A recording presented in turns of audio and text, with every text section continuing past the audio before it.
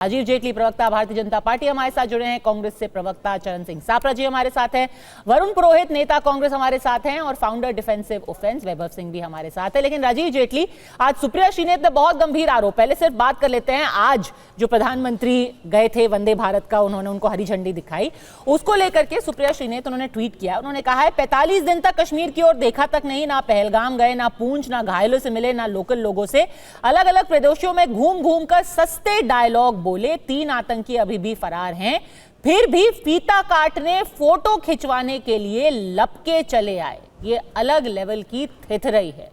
वो कह रहे हैं कि आप गए जम्मू कश्मीर, पुंछ नहीं गए, पहलगाम नहीं गए, सिर्फ फोटो अपॉर्चुनिटी के लिए चले गए। यही तो सरेंडर है। 370-35 से पहले ही इन्होंने काट के रखा था कश्मीर को भारत के साथ।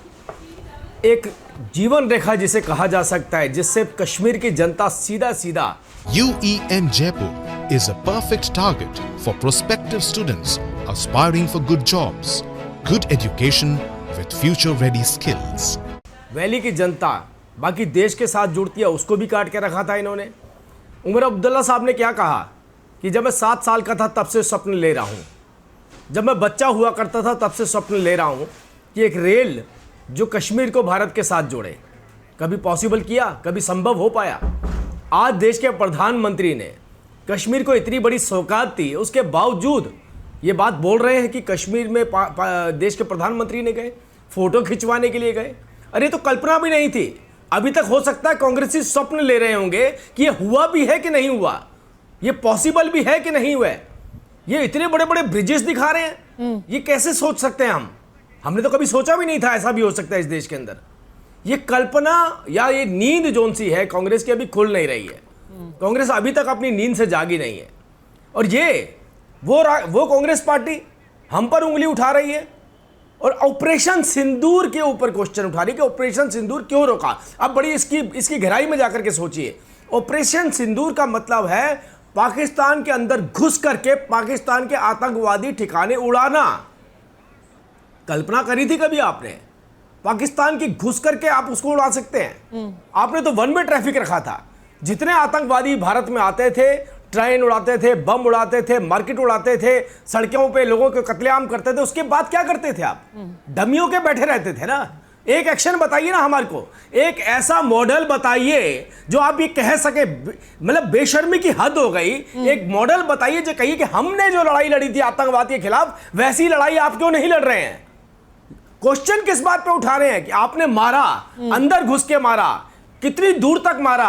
500 किलोमीटर अंदर तक गए, आपने उनके एयरबेस उड़ा दिए, आपने उनके आर्मी एस्टेब्लिशमेंट उड़ा दिए, आप और आगे क्यों नहीं जा रही? ये क्वेश्चन वो लोग उठा रहे हैं जिन लोगों ने आतंकवादियों के सामने सरेंडर किया हुआ था।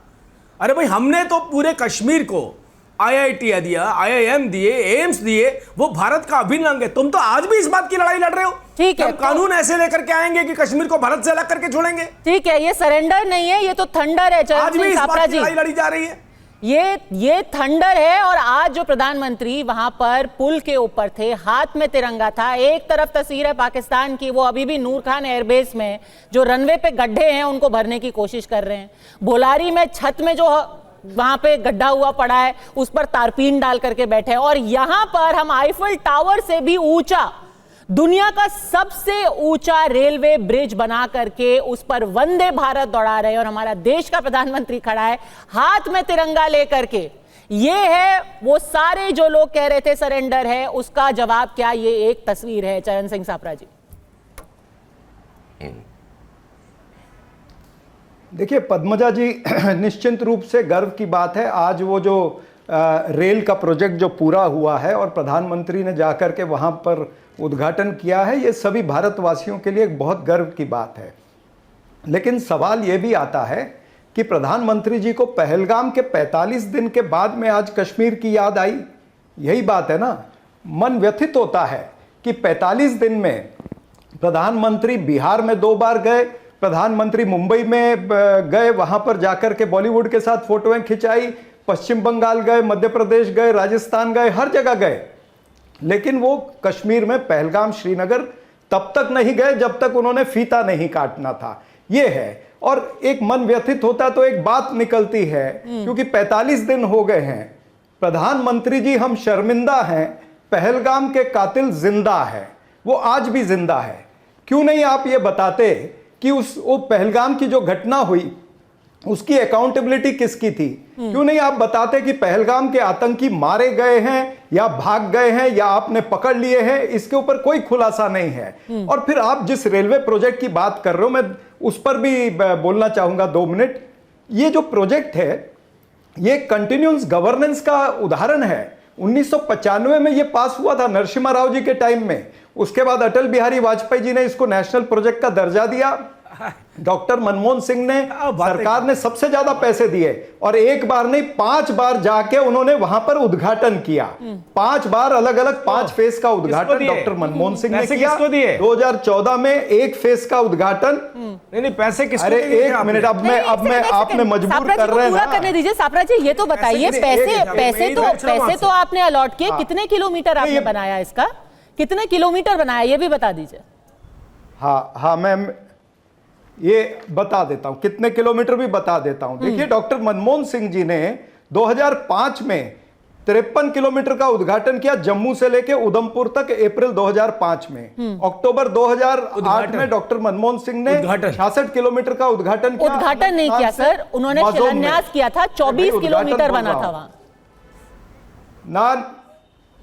अरे सुनिए ना, मैं वही बोला, कंप्लीट हुआ प्रोजेक्ट, वो उद्घाटन किया बोल रहा हूं। अच्छा। 2000 ये 5 फेजेस में कंप्लीट हुआ है। 2009 में डॉक्टर मनमोहन सिंह ने 31 किलोमीटर माजोम से बारामुल्ला। अक्टूबर 2009 में 18 किलोमीटर अनंतनाग से काजीगुंड। 2013 में 11 किलोमीटर काजीगुंड से लेकर बनियाल तक। उसके बाद में उधमपुर से कटरा करना था तो 2014 में चुनाव आए, वो नहीं कर पाए। फिर चुनाव के बाद में मोदी जी ने, कम से कम 2 महीने के बाद मोदी जी ने किया। यानी 135 किलोमीटर, 272 किलोमीटर में से 135 किलोमीटर का काम तो डॉक्टर मनमोहन सिंह की सरकार के समय हो गया था। ये एक उदाहरण है कंटिन्यूअस गवर्नेंस का। सरकारें आती हैं, जाती हैं, काम चलते रहते हैं। भारतीय जनता पार्टी और उनके प्रवक्ताओं को इतनी समझ होनी चाहिए कि ये कंटिन्यूअस गवर्नेंस का, ये कोई पिछले 11 साल में इतना बड़ा प्रोजेक्ट खड़ा हो गया, ये इस तरह की बात नहीं है। तो अकेले क्रेडिट मत लीजिए, ये क्रेडिट जो है नरसिम्हा राव जी को भी जाएगा ना। ठीक है, इसका जवाब दे दीजिए राजीव जेटली। डॉक्टर मनमोहन सिंह जी, राजीव जेटली, यहाँ सिर्फ फीता काटने आप गए थे, काम सारा किया कांग्रेस ने, थोड़ा सा पढ़ लिख के आया करिए। वहां पे आप श्रेय लेने के लिए, फीता काटने के लिए, फोटो खिंचवाने के लिए, और असल में आतंकवादी आपने पकड़े नहीं। देखिए, पहली बात मैंने शुरुआत ही इस बात से करी थी और मैंने आपसे पूछा था कि कोई ऐसा मॉडल बताइए।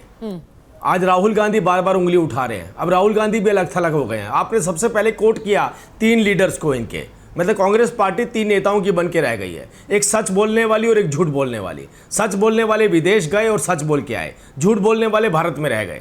झूठ बोलने वालों का दायरा कुछ 1-2 देशों तक सीमित है, वहां तक जाते हैं और वापस आ जाते हैं। मुद्दा यहाँ पर यह है कि दुनिया ने देखा, इस देश ने देखा और पाकिस्तान ने भी देखा